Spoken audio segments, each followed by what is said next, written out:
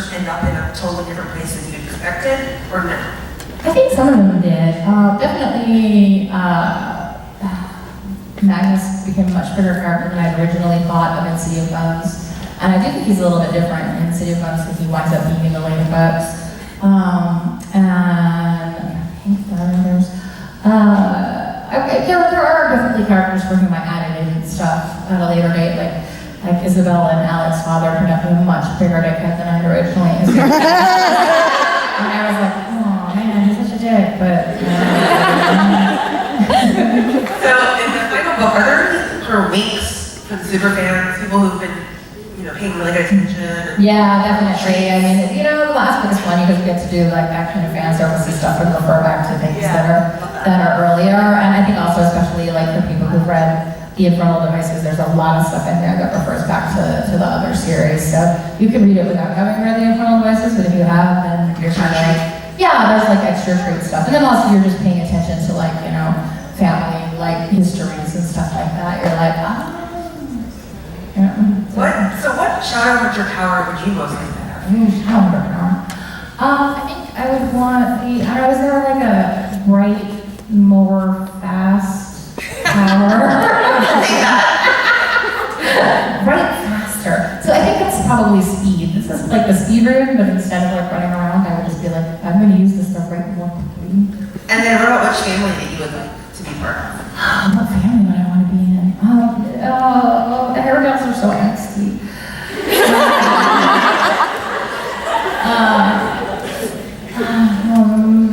Blackthorns. Blackthorns. I mean, I don't know how much people know about them, but they're like a really big family, and I was like an only child, so it's really my first time writing about like a really big family, like 7 kids, and I really love the idea of like being part of like a big family like that. And they're relatively low almost. Okay. I mean, comparatively. No one's that low. But yeah, I'm only child. And who's your pair of outside? Best friend! Met when I was 12. And we've been friends for, I'm not gonna tell you all now. So 20-something each. And she's definitely, I don't think she'd be willing to get the tattoo with me, but we're definitely part of that. Maybe Holly should get in there. Yeah, we have each other's backs. Always my secondary backup pair. Let's talk about the fans a bit, since there's so many fans here tonight. What's it like for you to be so involved with the fans? Tell me more about that. I think that, for me, partly it's just like a real pleasure to get to interact with people who have read the books and love the books, other than me and my critique group, like there's no one who's as involved with the story, and when you get, when you're writing a story, you live those characters and you experience their lives and they become like real people to you. So there are the other people in the world you can talk to about these people like they are real. And so definitely it's important to me to be able to connect with people on Tumblr and Twitter and, social media and, answer their questions and hopefully give insight into the books, why I wrote them the way that I do. I think it's so different these days with the way people have access to growing up, I feel like I would never have thought to email like Judy Bloom or something like that. Yeah, no, I never would have thought to, I guess it would have been, I don't think Judy Bloom would have had email once. Right, exactly. No. Or like you hear about C.S. Lewis. The only time I ever wrote a letter to an author when I was a kid was because I was really angry about something. Oh. Yeah. I don't know what to say. But it was a book and I read it and I was like 11 and it was really sexist. And I was like, this book is so sexist. And I was 11, so I was like all fired up about it. So I wrote a letter and I gave it to my dad, and my dad was like, yeah, there's no point sending it. He's dead. And I was like, bummer. Then, literally, 3 years ago, I was talking to my friend Kelly Link, and I was like, yeah, I wrote this letter, and I was going to send it to this guy, but then my dad told me he was dead. And she was like, he's not dead. I saw him like a couple of weeks ago.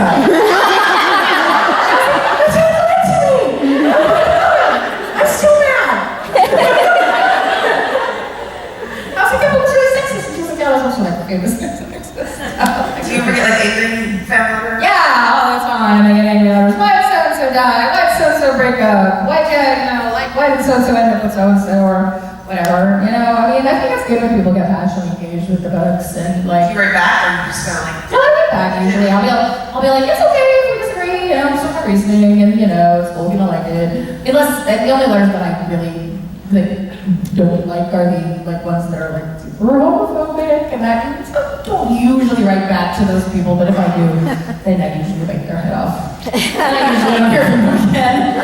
I'm like, well, you gotta express your anger somehow. They weren't gonna mind my other book. I literally like seeing two falling angels came out, so I wrote was like, I'm so angry that Alex is gay, and I was like, oh, you just got that.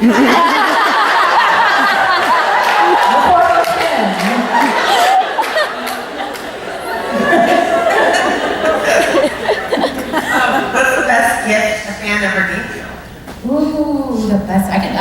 So, you know, you asked me about something the creepiest gift, like, that's a vial of blood. This is underwear. I have so many, like, wonderful gifts and letters. It's really hard to pick out a best one, but I think usually, like, sometimes, especially when I'm overseas and I'm like in a country that I'm only going to be in once or something like that, they'll come, like often like the head of like the fan group in that country, they'll do like a huge compilation. So like letters and photos and all that. So it's just great to have all that like in one place. Okay, so the previous you said was the vial of blood. Can you just tell us what did you do with it? Did you dispose of it or did you keep it? Was it human blood? I threw it away, and then the same lady came to a different event on a different continent and gave me a devil mask. And I brought home to show my husband, and I was like, devil mask. It was really creepy looking. Really creepy looking. I was like, yeah, and it had like hair, like human hair going on it. And my husband was like, I'm pretty sure that if you put that with the vial of blood, it opens the gate to hell. I was like, well, better know. So we left it like in the rented apartment, and they never said anything else about it. I'm really scared now. I'm move on to a happier place. Devil mask lady, if you're here tonight, it's cool. We love you. We're like, no, yeah. Okay. So you've been in London for the past few months. What are you doing there? Like, I'm jealous. But like, do you live there now? What's the deal? I want to give like an exciting answer, like, you know, doing undercover work for the British government, but, or stalking the set of Sherlock or something. But, I'm working on a new series called The Last Hours. That's sort of, you know, the interlude with the Dark Artifices, which is the other new series I'm working on, and takes place in Edinburgh, England. So it takes place in London in 1903. So I'm doing research. I'm like going to houses, like picking out the different houses and areas for different characters to live in, and kind of trying to do the things that they would do, which is fun. I like recruited my like British friends who are super annoyed because like I'm like, okay, today we're going to get a picnic, we're going to go boating on the lake, and then we're going to play badminton. And they're like, nobody's done that for like 100 years. And I'm like, what's the point?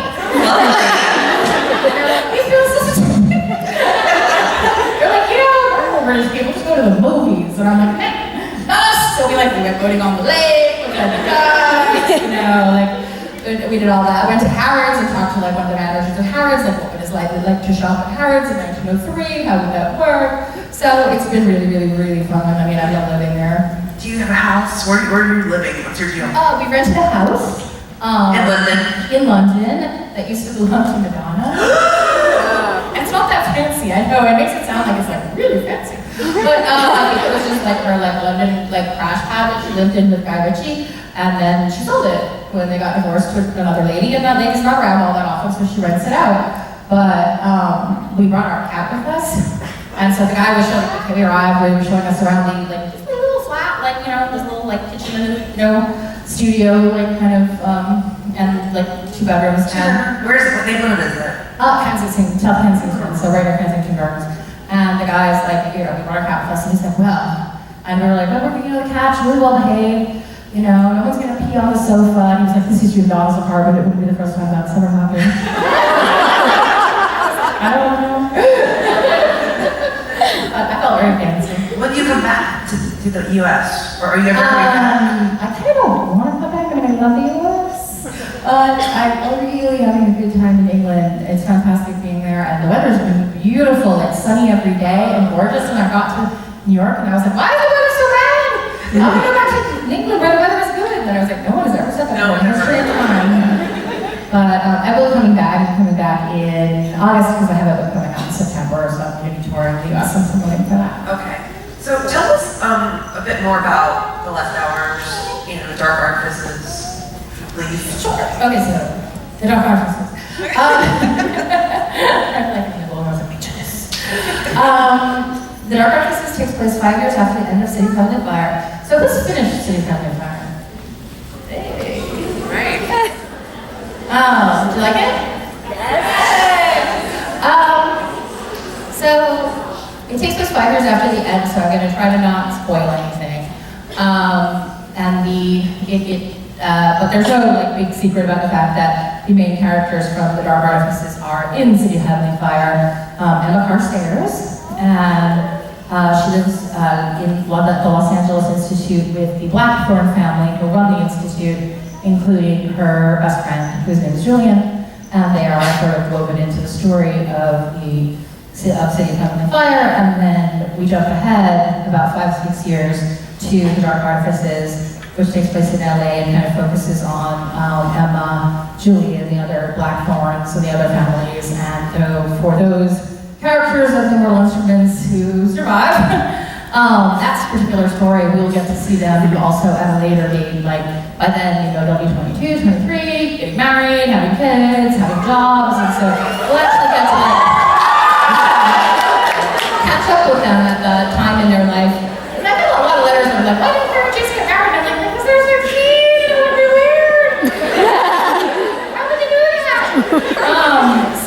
Only 16. By the time we get to the Dark Artifices, we're at an appropriate time for all those characters to be doing that. And I think it'd be kind of fun to catch up with them when they're adults, as well as kind of focusing on the next generation. And then the last hours focuses on, and I hope I'm not spoiling Harper Princess, but hey, it's been out for like a year and a half. So. It focuses on Relentless's children, James and Lucy, and their lives, and also on Jem's cousin. At the very end of Harper Princess, we met his uncle.